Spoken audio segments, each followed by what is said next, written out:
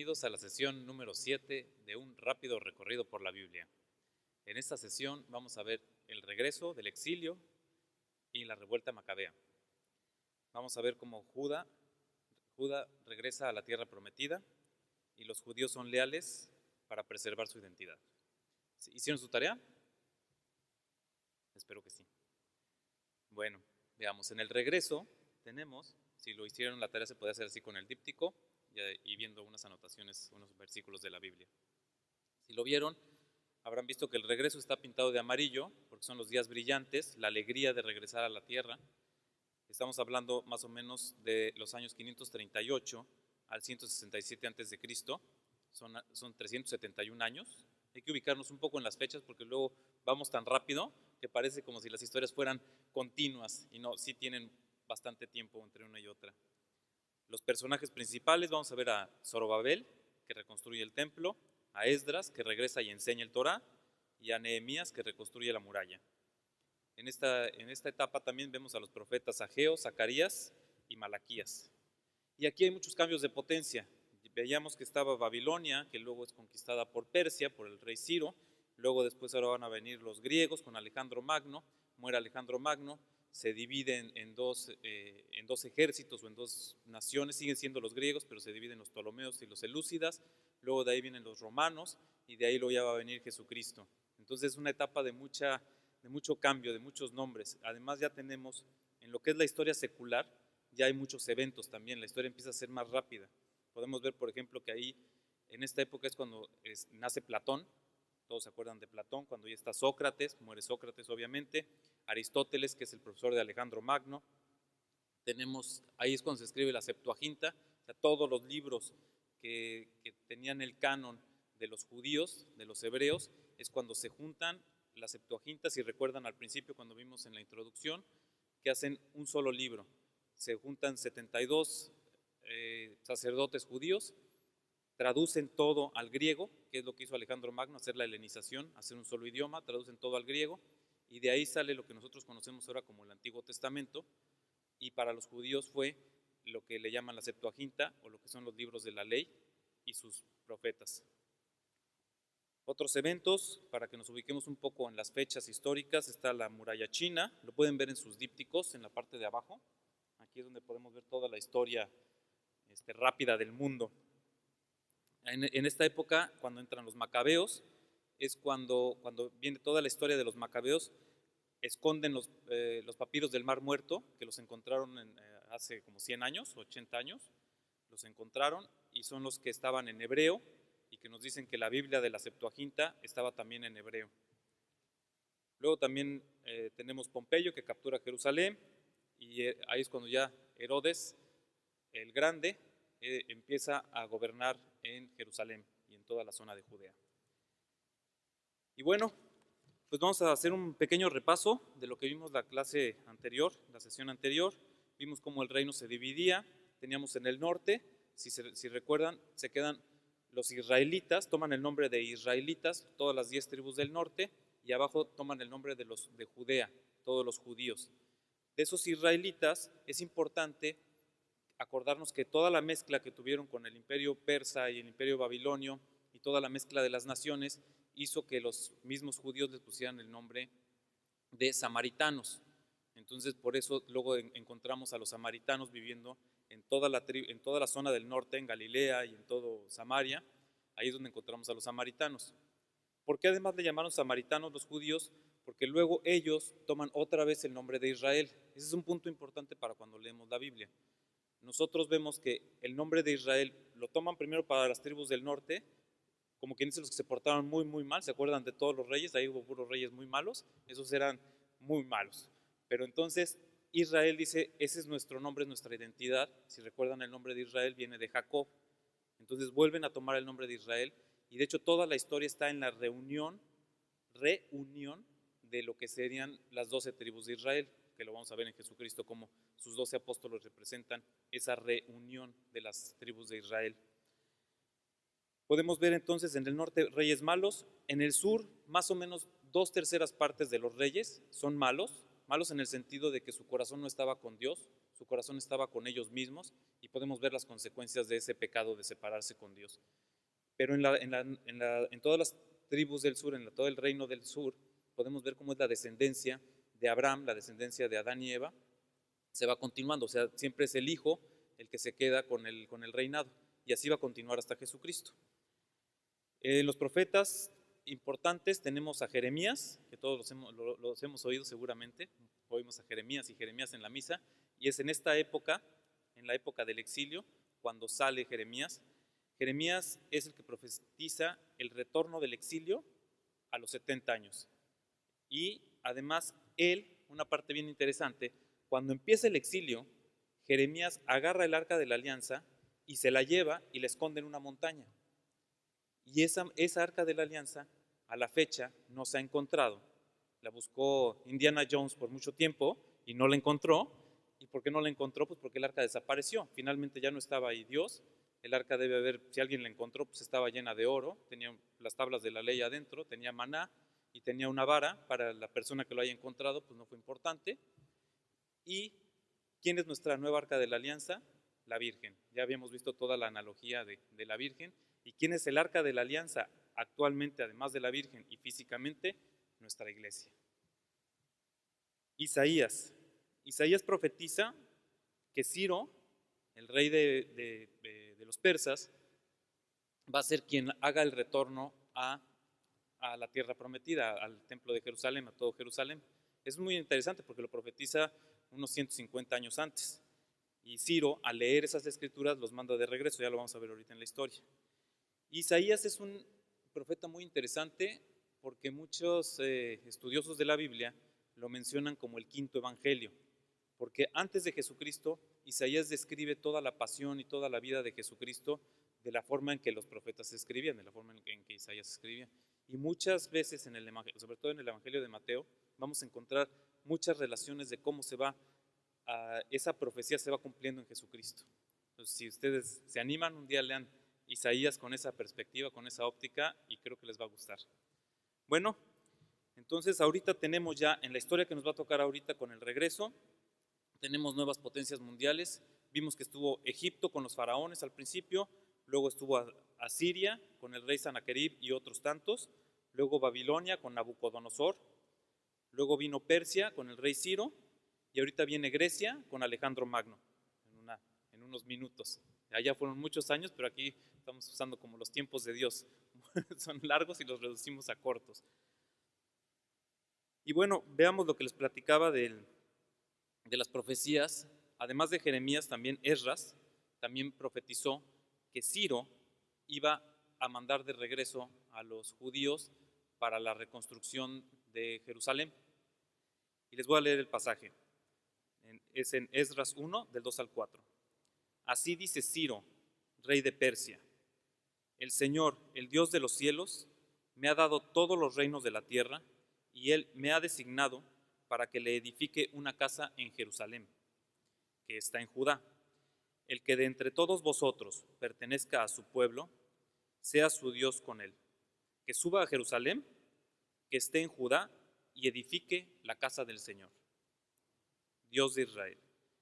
Él es el Dios que está en Jerusalén, y a todo sobreviviente en cualquier lugar que habite, que los hombres de aquel lugar le ayuden con plata y oro, con bienes y ganado, junto con una ofrenda voluntaria para la casa de Dios que está en Jerusalén. Perdón, aquí Esdras nos está diciendo qué pasó ya con Ciro, y nos está dando lo que Ciro dijo después de leer lo que Jeremías había escrito. Entonces Ciro ve que fue una persona que estuvo encargada de cumplir la voluntad de Dios, y bendito sea Dios, la cumple.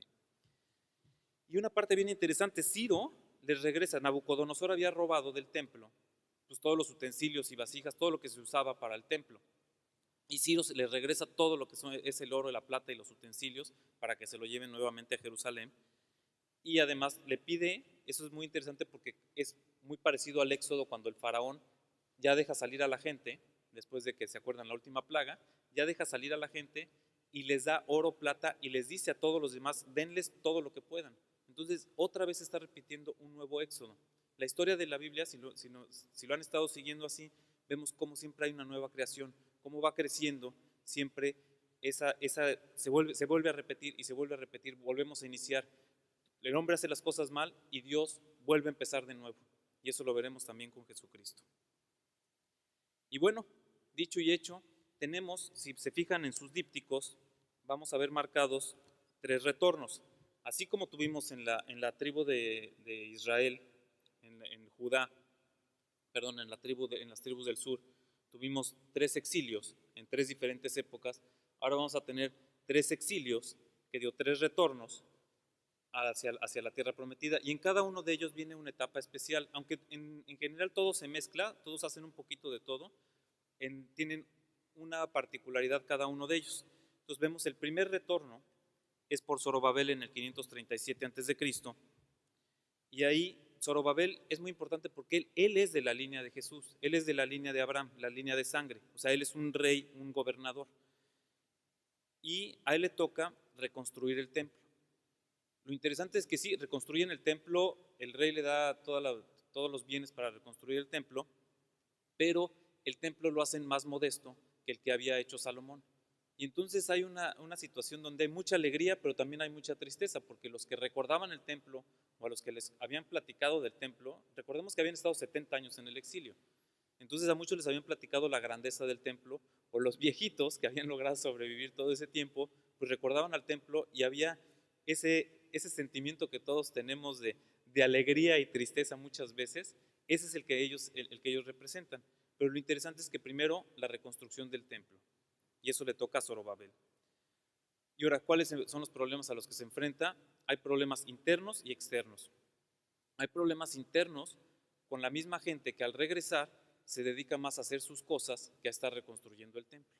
Y se empiezan a casar además con las mujeres de los samaritanos. Se empiezan a casar empieza a haber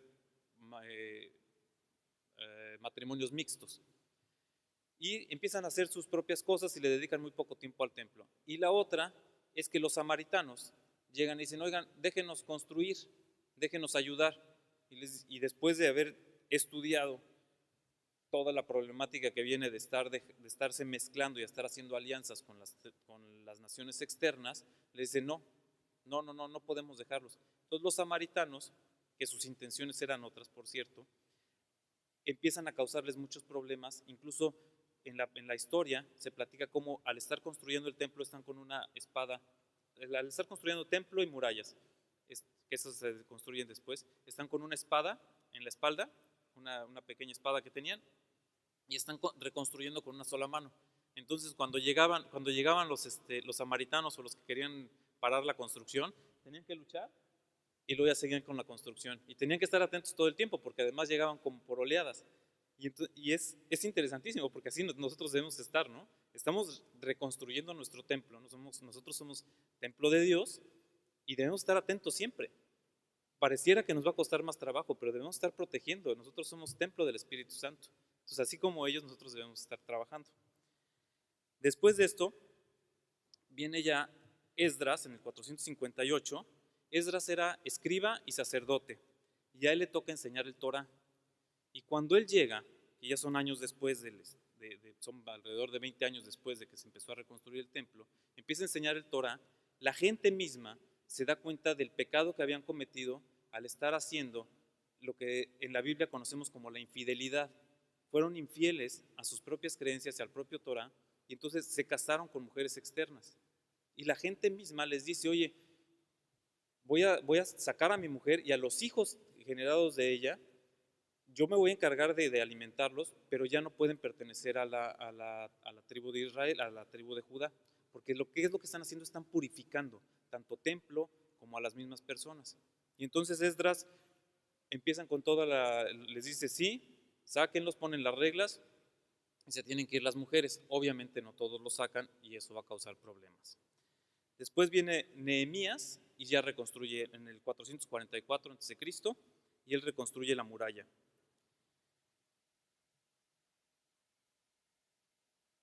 Aquí una historia interesante ya con esta reconstrucción, sobre todo ya de las murallas. La reconstrucción de las murallas tardó mucho tiempo y siempre estaba esa problemática de los samaritanos que querían atacar a los judíos. Y los atacaban físicamente y los atacaban con política y con chismes. Y entonces iban con el rey, los reyes fueron cambiando, empezó Ciro, pero luego empezaron a haber otros reyes, iban con el rey o con los mensajeros del rey y le decían que ellos querían hacer una nación más fuerte que Persia. Entonces el rey se asustaba y entonces decía, bueno, a ver, no sé, a mí no me tocó esa parte. Entonces la construcción del templo se frenaba.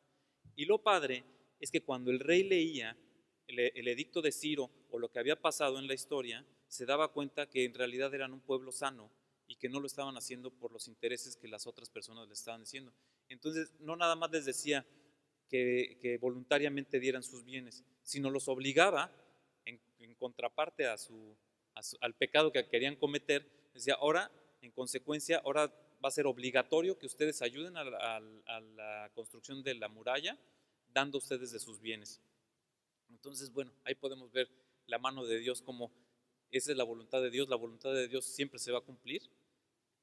A veces, a veces creemos que todo es la voluntad de Dios y no. La voluntad de Dios se hace en el tiempo y en la forma en la que Dios quiere, pero no todo es la voluntad de Dios. Eso es importante porque Dios respeta nuestra voluntad. Y eso a veces es bien difícil de entender porque no podemos entender las guerras, ni la hambruna, ni los problemas con los niños que hay ahorita tan fuertes.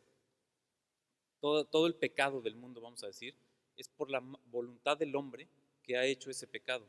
La voluntad de Dios es que sea bueno todo. La voluntad del hombre, cuando se acopla a la de Dios, todo se hace bueno. Y así es como se reconstruye toda esta muralla y como se reconstruye este templo. Dios quiere que se haga y aun y cuando la problemática de la humanidad no lo permitía, se hace. Y de aquí nos pasamos ya al siguiente periodo, nuestro periodo en naranja, la revuelta macabea. Aquí, ¿por qué es el color naranja? Si recuerdan, aquí es en la época donde sale el Hanukkah, las lámparas que tienen los judíos. Las lámparas estaban dentro del templo y se les tenía que echar aceite para estar adorando constantemente, como nosotros con el Santísimo, que tenemos una lucecita prendida cuando está Él. Debe estar en constante adoración y lo representamos a través de una luz. Eso también pasaba en el templo con los judíos. Y resulta que una vez que estaban sitiados, se les sacaba el aceite, nada más tenían aceite para un día. Y milagrosamente, el aceite les dura por sus oraciones y por la entrega de sus corazones, el aceite les dura una semana. Y entonces de ahí viene la fiesta de las luces, que dura una semana. Qué padre, ¿no? Y ahí por eso ponemos nosotros el color anaranjado. Los personajes importantes son muchos, hay una historia de muchos nombres. Ustedes me van a disculpar si de repente me equivoco en nombres, porque son muchos, son muchas historias, muchas épocas. Entonces de repente con la emoción me salen los nombres medio chuecos. Pero ustedes pongan su mente en Dios y sus corazones también allá, y eso nos va a ayudar mucho. Entonces tenemos como personajes, tenemos a Antíoco IV, que profana el templo, a Matatías, Macabeo, la familia de Macabeos, los asimoneos y muchos otros más. Y la potencia ahorita va a cambiar hacia Roma. Los libros que leemos en esta época, para esta historia, son 1 y 2 de Macabeos. Aquí es importante, en la Biblia que ustedes tengan, debe tener estos dos libros. Cuando vino la Reforma Protestante, se quitaron 7 libros de lo que era el canon, del canon que tenemos ahorita de los 72 libros, se quitaron 7 y parte de ellos fueron los macabeos. La importancia de los macabeos está, ahorita lo vamos a ver en toda esta historia. Si no se conoce esta historia, no entendemos a Jesucristo. Aquí es cuando se ven algunas partes importantes de lo que nosotros queremos, de lo que nosotros creemos. Por ejemplo, está la creación de la nada, no venía antes. Si nosotros lo sabemos, y si les preguntan y leen el Génesis, no van a encontrar cómo empieza de la nada. Lo pueden intuir, mas no está escrito, y nosotros, como ya conocemos la historia completa, de ahí lo decidimos. De ahí viene la resurrección de los muertos, el mérito de los mártires y su sacrificio como expiación voluntaria, la sanación moral en la vida y en la muerte, la intercesión de los santos. Entonces, no podemos entender muy bien la historia si quitamos esos libros. Entonces, si su Biblia no los tiene, a veces viene como apócrifos, los ponen al final. De preferencia, pues tengan una que tenga todo completo. Bueno, aquí es donde entra Alejandro Alejandro Magno, Alejandro el Grande, un gran conquistador. Su profesor no fue ni nada más ni nada menos que Aristóteles, o sea, tuvo muy buena educación. Él es hijo de Filipo II, rey de Macedonia. El rey Filipo muere y él se queda como rey a los 20 años. Y es un gran conquistador. Y además no era un conquistador muy salvaje, digamos. Él le gustaba conquistar, respetar la cultura y las religiones locales, pero él tenía una idea. Él quería hacer un lenguaje común y quería formar caminos de comunicación entre todas las naciones. Y eso ayuda después a que los mismos judíos, bueno, a la unión de los judíos, pero también ayuda después para la expansión de la iglesia. Podemos ver cómo se usan esos mismos caminos y se utiliza ese lenguaje común para poderse comunicar para las nuevas iglesias que se van formando. Este Alejandro Magno empieza a hacer toda la expansión del imperio, un gran conquistador, muy rápido, empieza a los 20 años, muere a los 33, o sea que en 13 años hace un imperio más grande que el de Persia, un imperio más grande que el de Babilonia, conquista todos estos imperios. También ya había desaparecido prácticamente Egipto, y cuando él muere, ya después de hacer toda, les digo, es importante, esta palabra helenización es importante porque se va a ir repitiendo a través de la historia para entender que viene de afuera, pero se utiliza adentro de la iglesia para la evangelización. Muere a los 33 años y se quedan Ptolomeo I y Selúcidas. El Ptolomeo I era macedonio, al que le llaman Sóter. Estos dos generales de él, Ptolomeo I era muy noble y era también del estilo de Alejandro Magno, y los selúcidas eran más bien personajes muy salvajes. Y vamos a ver cómo el imperio se divide, y al principio Jerusalén o Judá, toda esa zona, queda a cargo de los Ptolomeos. Y entonces ahí viene una etapa como de estabilidad. Tenían que estar pagando sus impuestos para el imperio, pero por lo menos viene una estabilidad, no viene un ataque muy fuerte.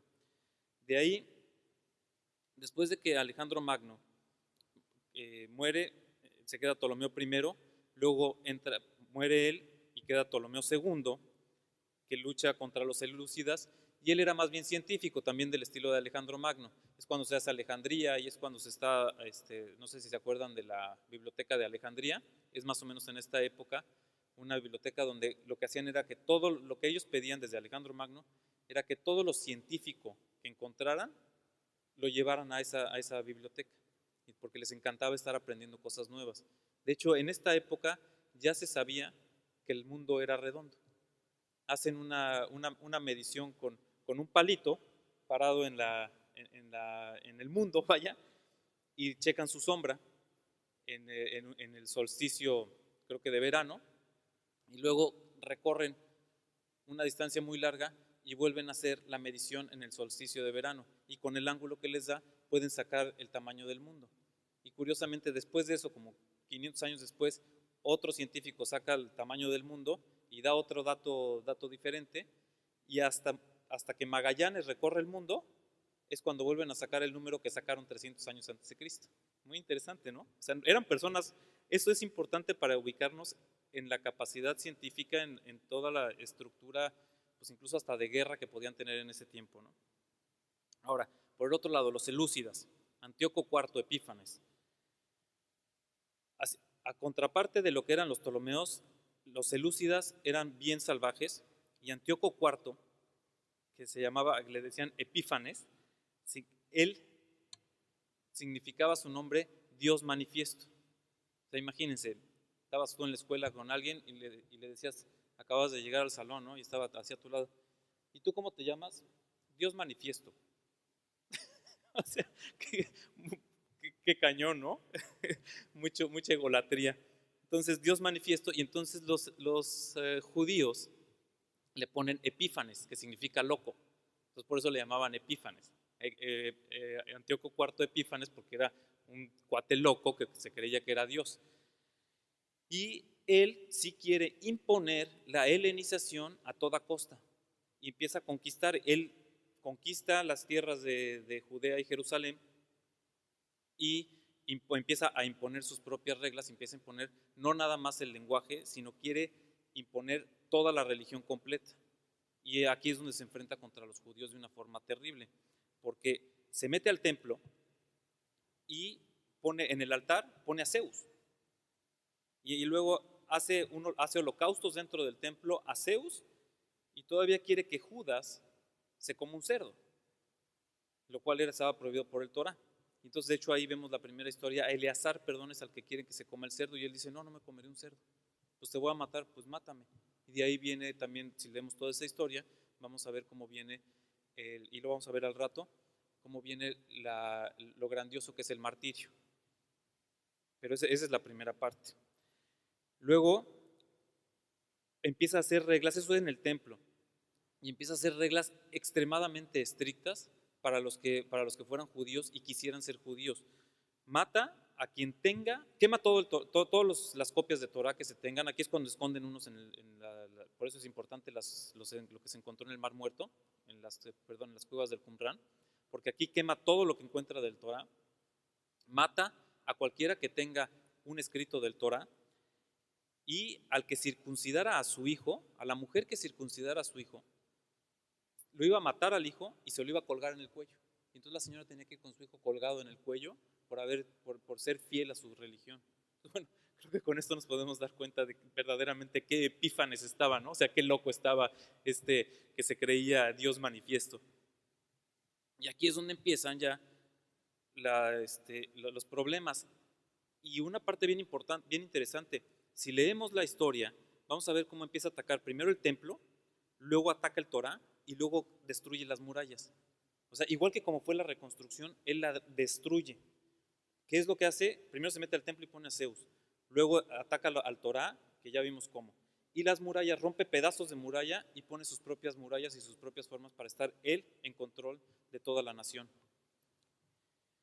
Y aquí una problemática, como se ve siempre en el mundo, es que algunos judíos estaban a favor.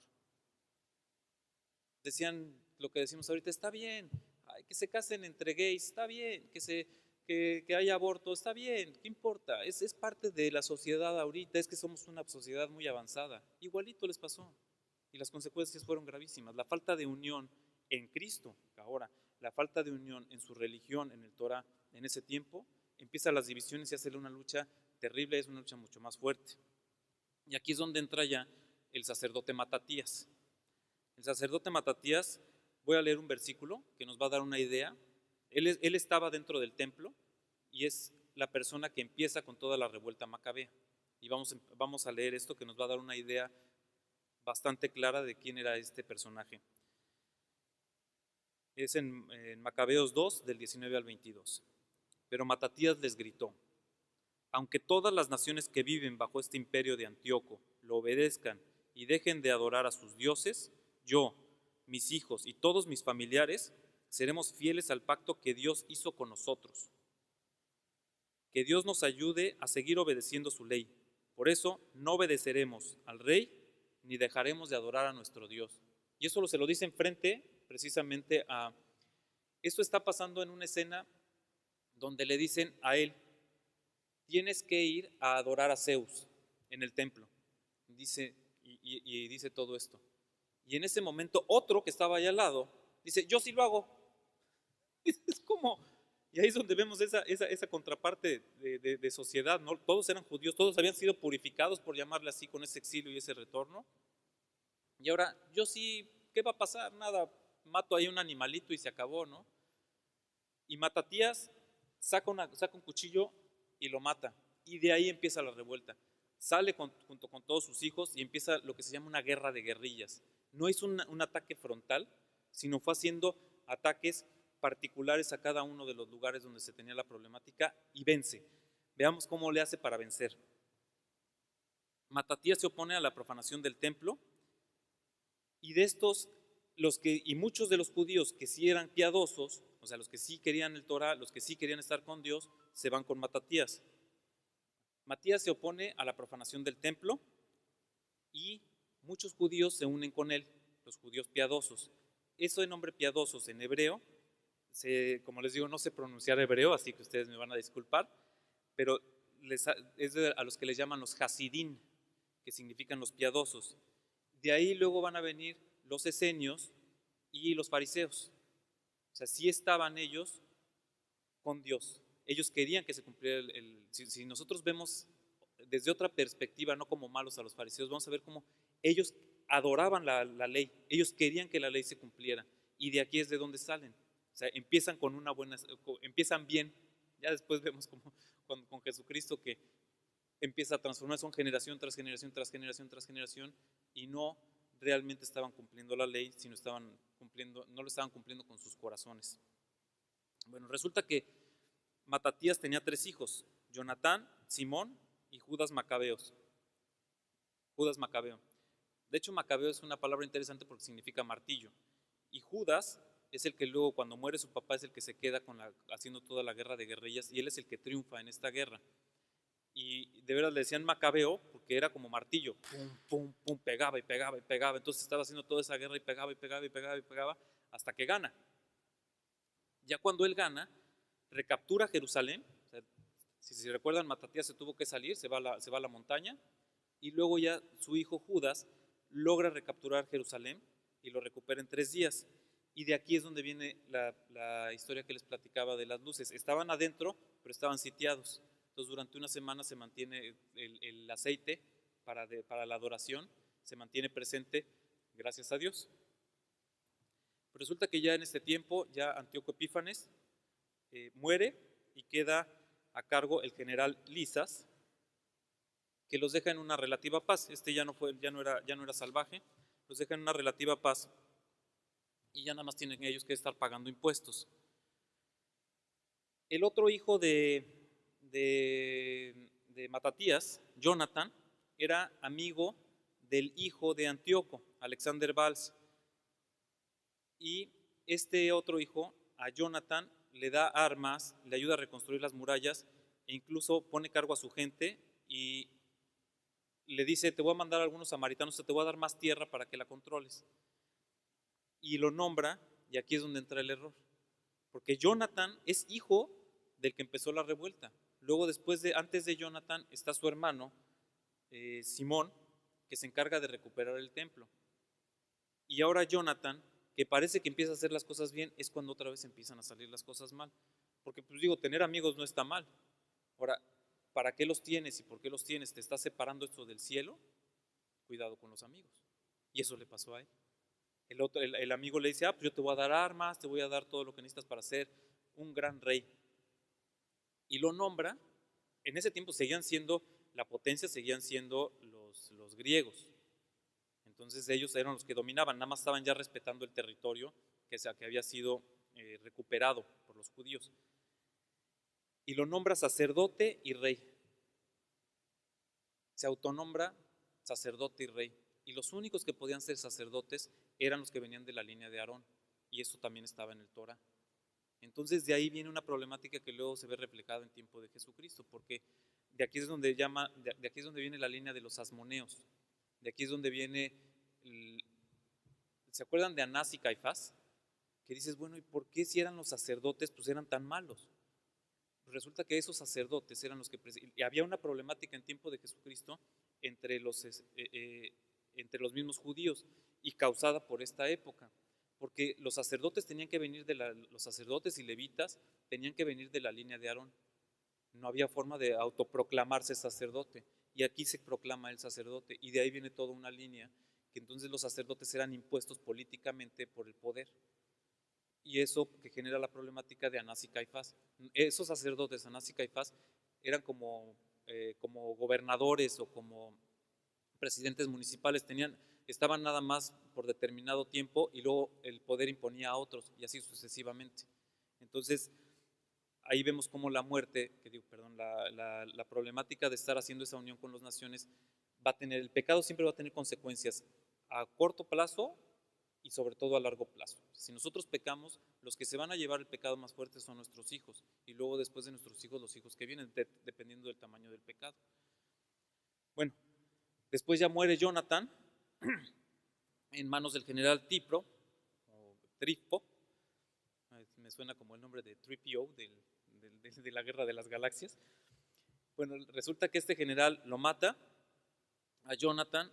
Simón toma el mando y con un equipo que se junta con Demetrio II matan a este general, y Demetrio, que era también de los griegos, uh, le concede ya la independencia absoluta a Jerusalén. Entonces viene una etapa ya no tenían que pagar impuestos, ya realmente recuperan su nación. Entonces viene una etapa de tranquilidad. Aquí es cuando se escribe ya la Septuaginta, que es ese libro que les platicaba, o sea, lo que es nuestro Antiguo Testamento. O sea, se junta todo lo que pueden conseguir y en esa estabilidad aprovechan para escribir este libro. Ahora, ¿cuáles son los problemas? Que Simón también se le sube el humo a la cabeza y se proclama rey. Y vemos aquí en Macabeos 14, 41, 43, como pone una placa en el templo, bueno, a la salida del templo, una placa de bronce con una leyenda. Ahorita vamos a ver qué dice. Demetrio supo, además, que los judíos y los sacerdotes habían elegido a Simón Macabeo como jefe de los sacerdotes y gobernador de su pueblo. O sea, si lo elige el pueblo. Si estaban contentos, pues había logrado la independencia. Los judíos quisieron que Simón Macabeo fuera su jefe militar y que se preocupara por el cuidado del templo, lo cual está bien. Además, él se pondría ropas como las que usan los reyes. Los mismos judíos lo están nombrando rey. ¿Y quién es el rey? Solo Dios. Ya les había demostrado que los reyes, con la etapa de los reyes, que no podían pedir rey porque el rey los iba a someter. ¿Y ellos qué están haciendo otra vez? Están haciendo rey a Simón por una acción militar que cometió o que hizo. Además, él se pondría ropas como las que usan los reyes y llevaría el broche de oro. Los judíos también ordenaron que todos debían obedecerlo. Y entonces, bueno, pues sí viene la estabilidad, pero después vendrán las consecuencias de esto. De aquí se genera toda esta dinastía asmonea que va a tener repercusiones en el tiempo de Jesucristo. Los judíos se dividen entre los helenizados y los conservadores. Muere Simón, le sucede Juan Hiracano, que es ya el que se considera el primer simoneo de la dinastía asmonea, que luego de ahí vendrán los saduceos. ¿Se acuerdan que en el tiempo de Jesucristo están los saduceos y los fariseos? Los saduceos no conocen estos libros de los que estamos hablando ahorita, y entonces ellos no aceptan la resurrección, y ellos nada más lo único que dicen es que con el Torah tenemos, digamos que es una secta, y estos saduceos son los que se vuelven la parte elite del poder. O sea, después de hacer toda la guerra, la problemática es que después de toda la independencia contra los que los estaban oprimiendo, los mismos internos se vuelven los opresores del pueblo, y ahí continúa hasta Jesucristo. De aquí ya es donde entra Roma. Empiezan estas problemáticas de los judíos, y entonces piden que Roma intervenga. Ya eran libres y piden que Roma intervenga. Y entonces entra el general Pompeyo, interviene, y lo que hace es, de entrada mata a los sacerdotes del templo. Eso ya estamos hablando en el año 63 antes de Cristo. Y lo que hace es imponer a sus propios sacerdotes. Como les decía, Anás y Caifás eran impuestos por el Imperio Romano. Y aquí entra un personaje que se llama Antípater, que era un edomita, quien logra que el emperador Julio César, el emperador de Roma, lo nombre procurador de Judea. Y el hijo de Antípater es Herodes el Grande, que será el rey en tiempos de Jesucristo, es el que manda a matar a los niños. Ya veremos en la etapa de Jesucristo qué loco estaba este Herodes. Pero entonces ya podemos ir dándonos una idea de cuando nace Jesucristo, en qué mundo le tocó llegar, ¿no? Ahora veamos un poquito el martirio de los macabeos. Porque aquí el libro de los macabeos, una parte bien importante es el martirio. ¿Se acuerdan de la historia de la mamá y sus 7 hijos? Esa historia como que se entrelaza, queda en medio de toda la batalla que tienen los judíos contra los opresores. De repente está platicando la historia, entra esta historia de los niños martirizados, y luego continúa la historia, y vemos cómo en las historias que continúan sale Dios incluso con figuras van a la batalla un pequeño grupo, se van a enfrentar contra un gran grupo y de repente sale un ángel enfrente de ellos y gana la batalla. Entonces, es sorprendente si no lo leemos con cuidado ese tipo de historias. Y por qué además el escritor lo pone como en sándwich, ¿no? El jamón del sándwich. Porque el martirio es importante para ganar la batalla. Vamos a leer nada más cómo les dice. Aquí están, yo creo que todos conocen la historia de los niños. Está el opresor, está enfrente de la mamá y de todos sus hijos y quiere que se vuelvan, que dejen de ser judíos. Y les dice, antes que, esto lo vemos en 2 Macabeos, del 7 al 2, antes que desobedecer la ley que Dios les dio a nuestros antepasados, preferimos morir. Y luego en 2 Macabeos del 7, del 37 al 38, ya vemos, empieza a matar a todos los niños de una forma terrible. Los fríe, les corta los pies, les corta las manos, les corta la lengua, hace cosas terribles. Y entonces se va yendo y al último hijo le dice, oye, te voy a dar un reino, te voy a dar, le promete que lo va a hacer rey, le promete que le va a dar un reino, y la mamá le dice, mi hijo, y le platica la historia, toda esta historia de salvación que hemos estado nosotros leyendo, y le dice, mi hijo, date cuenta que cuando tú estás con Dios, todo sale bien, y acuérdate que hay una resurrección de los muertos, y aquí es cuando revelan la resurrección de los muertos. Les voy a leer la parte donde está, ahí en Macabeos del 7, del 37 al 38. Yo, al igual que mis hermanos, esto lo está diciendo el niño pequeño, entrego mi cuerpo y mi vida por las leyes de nuestros antepasados. Pido a Dios que pronto tenga misericordia de su pueblo. ¿Ven qué interesante? Va a morir y él sabe que Dios, gracias a su sufrimiento, va a redimir al pueblo, va a ayudar al pueblo. Y que tú, después de ser castigado y atormentado, lo confieses como único Dios. Muy interesante porque también le está diciendo al que lo va a matar. Le dice, mira, sí te va a ir mal, pero le pido a Dios que por lo que yo voy a sufrir, tú te salves. Qué interesante, eso son palabras que no caben en nuestra humanidad, no caben. Tenemos que masticarlas con el corazón. Y que la ira del Todopoderoso, que ha caído justamente sobre nuestro pueblo, se aplaque en mí y en mis hermanos. ¡Wow! Esta parte, anótenla ahí, 2 Macabeos 7, del 37 al 38. Con esto podemos entender mucho de por qué nosotros muchas veces dicen, es que es una prueba de Dios. Si Dios nos ha dado una prueba, bendito sea Dios, gracias a Dios. Si tenemos un sufrimiento, bendito sea Dios, gracias a Dios. Tenemos la oportunidad de con Jesucristo redimir al mundo. Bueno, esta historia se relaciona con Cristo y con la Virgen. Imagínense a esta mamá viendo morir a todos sus hijos de esa forma. Ahora imagínense a la Virgen. Y la Virgen conocía esta historia.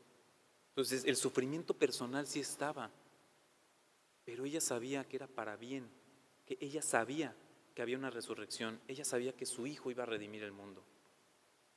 Y lo soporta. Bien le dijo el profeta antes, ¿no? Una espada te atravesará el corazón. Y ahí está. Wow. Y bueno, aquí vemos el valor del ayuno. Y estaba yo pensando en una pequeña historia para ver ese ayuno de qué sirve, ¿no? Visto así en nuestra humanidad tan pequeña. Dije, bueno, ¿qué tal si ponemos en esta historia como si el mundo nada más hubiera 3 chavos que se fueron de su casa y se fueron a vivir a otro lado? Y estos chavos están viviendo en una casa completamente cerrada y Dios les manda una manzana diaria a cada uno. Es todo lo que puede Dios, después de que ellos se fueron, Dios puede hacerles llegar nada más una manzana. Y ellos lo saben, hay una manzana para cada quien. Y entonces se levanta el primero, agarra y dice, yo tengo más hambre. Y se come 2 manzanas. Llega el segundo, se da cuenta que el primero se comió 2 manzanas y dice, nada más hay una manzana, esa le pertenece al que no se ha levantado y se va sin comer. Este que dejó la manzana, ese hizo un martirio.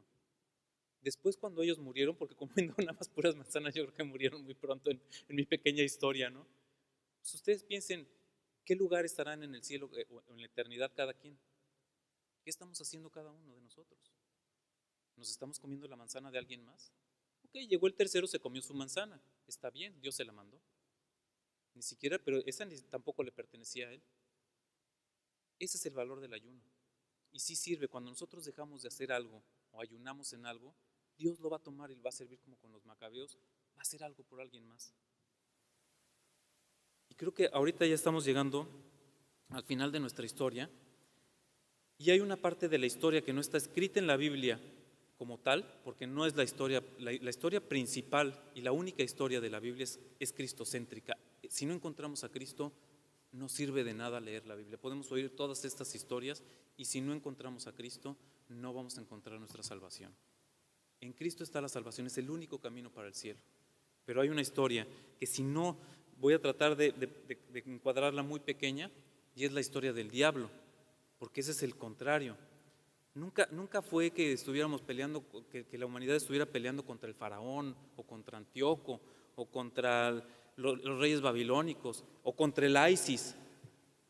La pelea es contra el diablo. Dios hizo bueno a todos los hombres. ¿O Adán y Eva tenían acaso algo mal?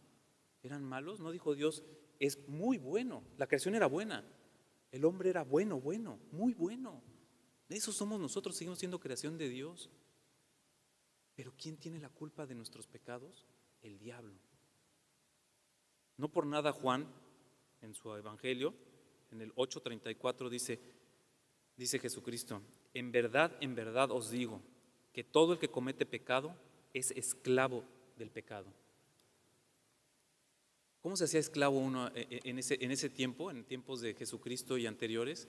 Cuando uno no podía pagar sus deudas, podía ser vendido o podías tú mismo quedarte como esclavo. Cuando tú no podías pagar tus deudas, entonces tú eras esclavo de al que le debías. Y esto es bien importante para poder entender todo ese concepto del diablo. Como les digo, Adán y Eva eran buenos. El pecado fue tomar lo que el diablo les ofreció. Hicieron un negocio con el diablo. ¿Y dónde acabaron? Esclavos del diablo. Eso es lo que acabó la humanidad. Eso es a lo que le llamamos pecado original. Estamos fuera del paraíso porque nuestros primeros padres hicieron una negociación con el diablo. ¿O alguien está en el paraíso? ¿Alguien está en el paraíso? No, en el paraíso está Dios y sus ángeles y sus santos. Ahí están y ahí estamos destinados todos. Y Dios nos salva de eso, de ese destierro que estamos viviendo, ese exilio que vivimos a consecuencia de nuestros padres. Pero no fueron ellos los culpables que nosotros estemos mal. Bueno, sí ellos son los culpables de que estemos aquí, pero nosotros, cada vez que cometemos un pecado, estamos haciendo una negociación con el diablo. Y alguien tiene que pagar. Si vemos todo lo de las alianzas y las maldiciones y las bendiciones, vamos a ver cómo las bendiciones son de Dios y las maldiciones es el diablo. Y ahí es donde nosotros tenemos que decidir. ¿Y quién va a pagar por esas maldiciones cuando nosotros pecamos? Alguien tiene que pagar. ¿Y quién pagó por nosotros? Jesucristo. Vino a pagar una deuda que no le corresponde, pero que nadie podía pagar. A eso vino Jesucristo. A eso vino Dios mismo. Se hizo hombre. Cada vez que cometemos un pecado, estamos haciendo una negociación con el diablo. Y en esa negociación es Jesucristo, en su pasión y muerte, que se va a poner él y va a decir, yo te pago lo que él te debe. Cada uno, por pequeño o grande que sea. Así como no hay obras buenas, grandes y pequeñas, solo hay obras hechas con amor, así solo hay pecados, no hay grandes y pequeños. Bueno, sí hay veniales y mortales, ¿verdad? Bendito sea Dios. Pero todos ellos los va a pagar Jesucristo. Pagó los de antes, pagó los de Adán y Eva, pagó todos los que acabamos de ver de toda esta historia de salvación y va a pagar por cada uno de los nuestros. Lo único que nosotros debemos hacer es entregárselos y decirle, me arrepiento de mi pecado, lo pongo porque yo no puedo pagar por él. Y entonces él va a pagar por nosotros. Y eso se hace solo en la confesión.